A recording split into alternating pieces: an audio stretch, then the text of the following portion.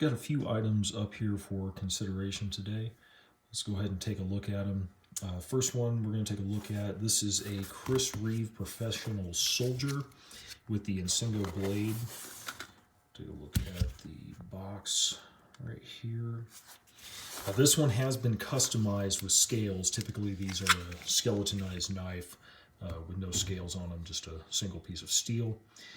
This one has had some custom scales installed, and these are not removable. Go ahead and take a look around the knife. I bought this one used as it is, as it has these scales on here. It doesn't look to me like this has ever really seen any use. The coating on it looks good. There may be some wear here you can see from going in and out of the sheath along the edges. The blade edge itself feels factory to me. I don't really feel any defects in it. There's a couple places where the nail just barely catches. So I'll call this a light user other than the modification with the scales. So let's go ahead and take a look just around it a little bit. There's the blade. You'll notice some little wear there. So just consider it a light user. See if we can get that to focus well. Take a look at the spine.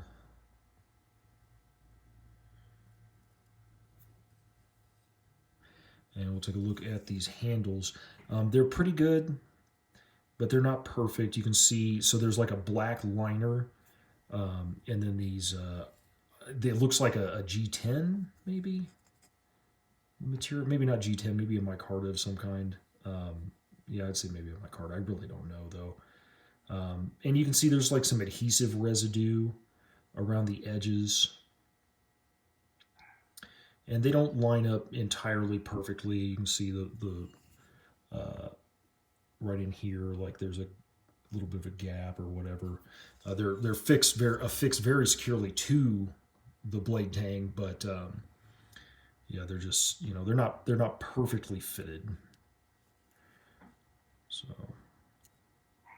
yeah, just notice there. So that's a Professional Solder Insingo. It does have a custom sheath to go with it that will fit with these scales. Very good retention. Not too strong, not too soft. This is the clip that's on it. And then it does have the original box with it. There's the date there. And then inside we have the original sheath that came with the knife. It's got some wear and stuff on it, but it's not usable because those scales are not removable. It does have a lanyard in there. And then we do have some documentation. And then we've got a sticker down there, but the sticker's all messed up down there at the bottom. And then here is the birth card for it. January 8th, 2015, Professional Soldier Insingo.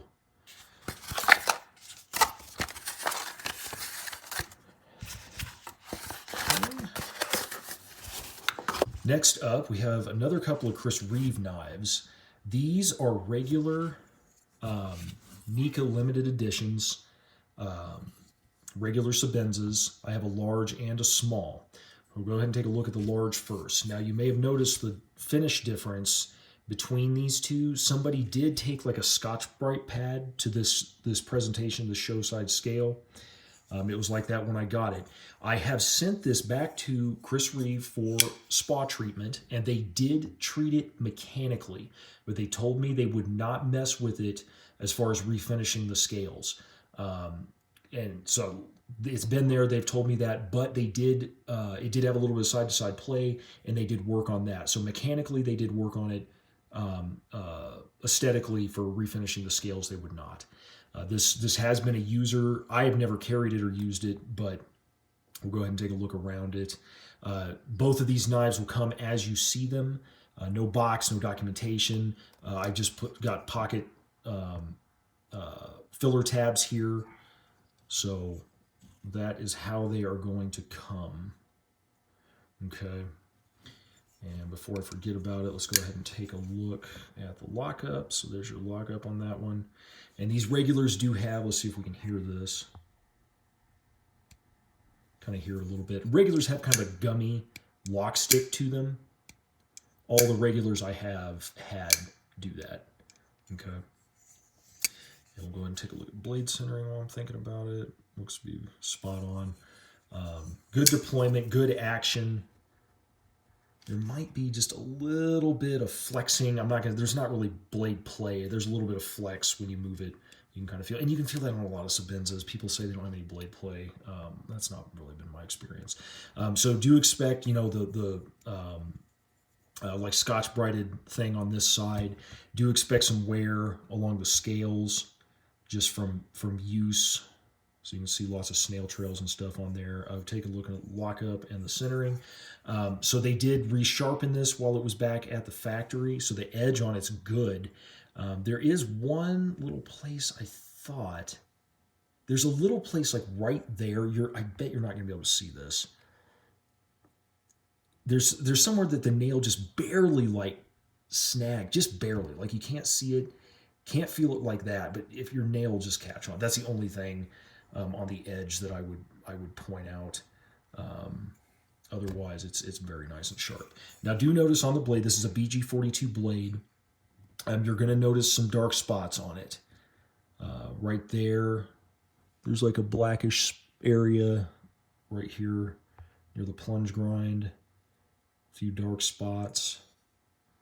Wear on the thumb stud, the blue anodizing wearing some.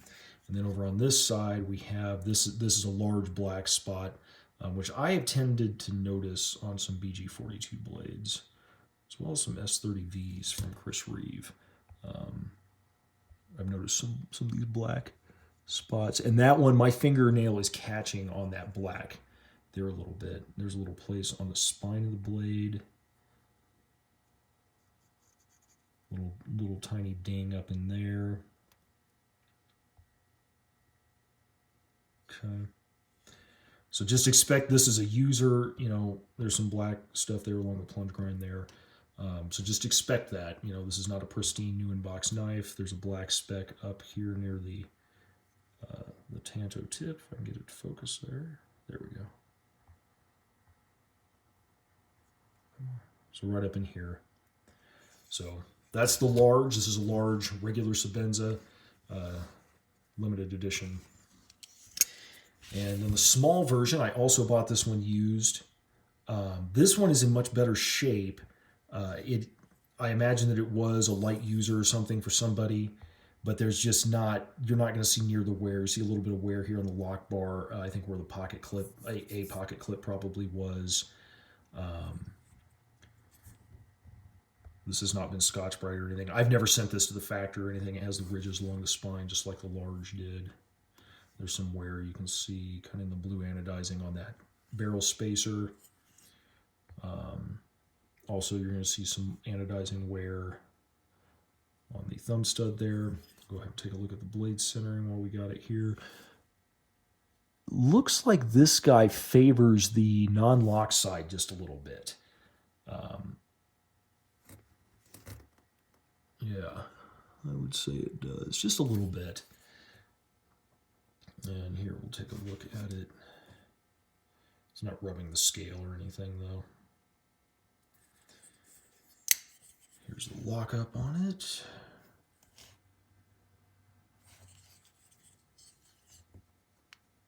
Lockup is solid. It's got the same kind of flexing that I can feel on this and that I feel on lots of my Sebenzas. Not play, just a little bit of like flex.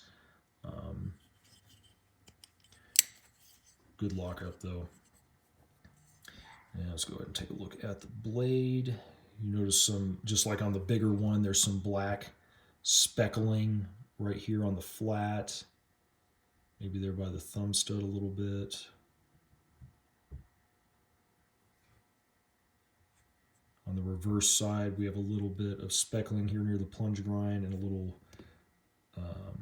I can kind of feel that with my thumbnail a little bit. This little, like a scratch in the blade right there. A little bit of speckling right up in here. So we get a better view of that.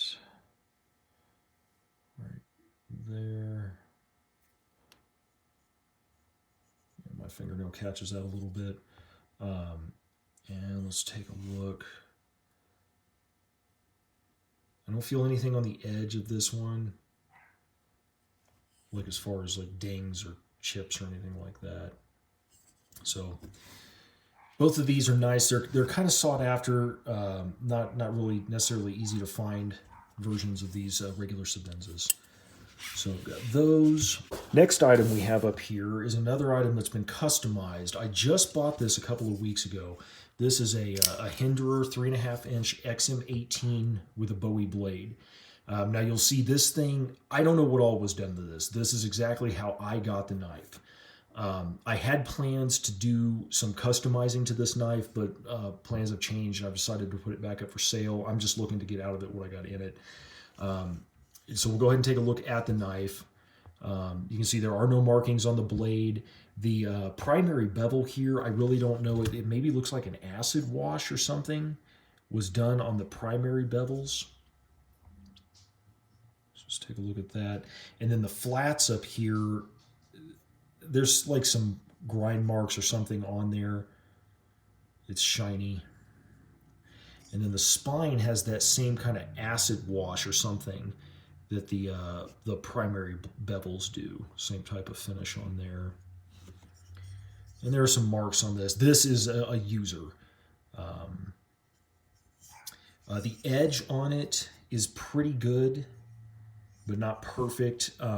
It's got a nice edge on it, actually. You can see it's pretty well polished. And it's a pretty good slicer, too.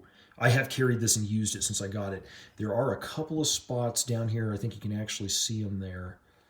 Right in here. See, there's a little like nick or something right there. So if you run your fingernail, you'll catch right there. And there's maybe another one there that doesn't catch so much, but you can definitely see that one right there. Okay, but otherwise the edge is actually pretty good. I've used it, you know, to like open packages and stuff. Not too bad, really. The scales on it, I really don't know what was done to them. Some kind of anodizing. This is a full titanium knife.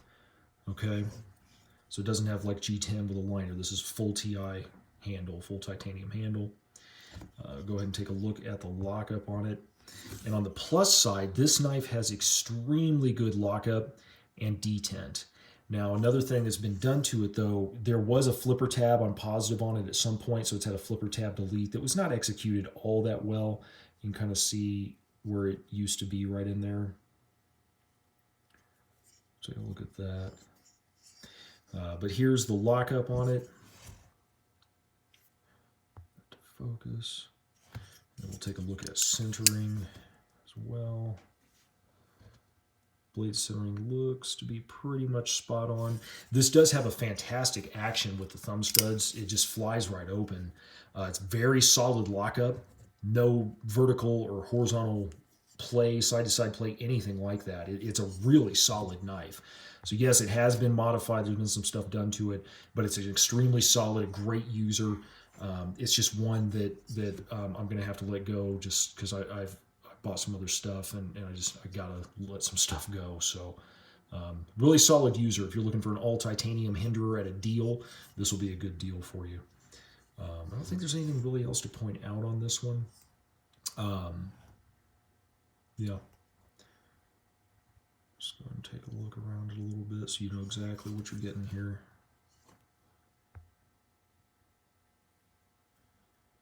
All right.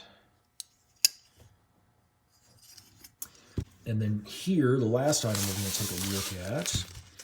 This is a Tuff Rider pen that I bought used, and I just don't carry this one. The clicker mechanism started acting wonky on this, and I sent this back to Tuff Rider, and they replaced the mechanism on it, and he also included some O-rings, some spare O-rings for the grip down in here. Nothing really notable on this one except for some marks on the back. There are 3 places, little dings in the finish there. So one here near the tip, one near this O-ring, and then one right here. Nothing else. Even really the pocket clips, it's pretty clean on it. So nothing much to note there. new clicker mechanism. See, and I did not carry this after I got it back from him with the clicker mechanism. So perfectly functional, and it does come with the this tube, factory tube cap there. So, and this bag as well that was with it.